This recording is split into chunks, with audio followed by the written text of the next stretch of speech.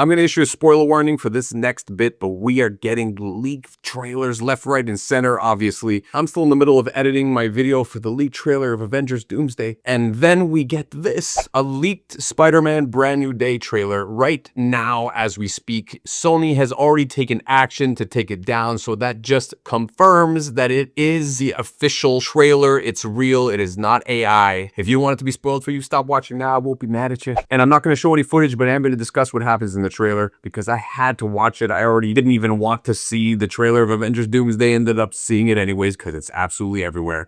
So why not talk about it? It starts by opening up on a shot of New York City and then jump cuts into the apartment of Peter Parker, and we hear a voiceover of him reading the letter that he had written to MJ at the end of Spider-Man No Way Home, the one that he didn't give to her, and we hear him say, "Hi, I'm Peter Parker. You don't remember me, but we used to know each other. Something bad was gonna happen, and the only way to stop it was to make everybody forget about me." It then shows some frames of him looking in the window of the cafe that MJ works at, and then he goes on to say, "But I'm not just Peter Parker, I'm Spider-Man."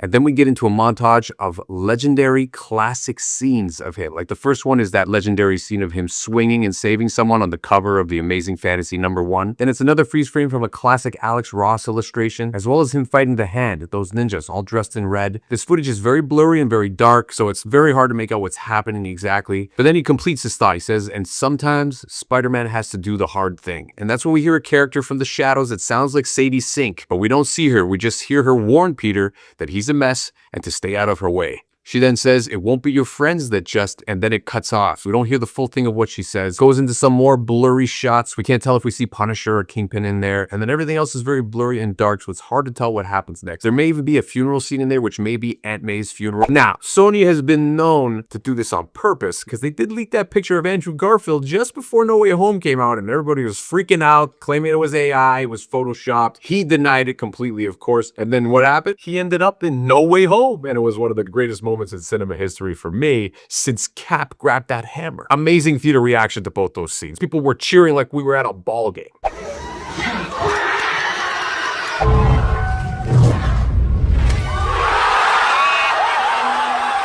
Anyway, let me know your thoughts in the comments. You love this content, subscribe to my channel. It really helps me out. And as always, thanks for nerding out with me. I'll see you in the comments.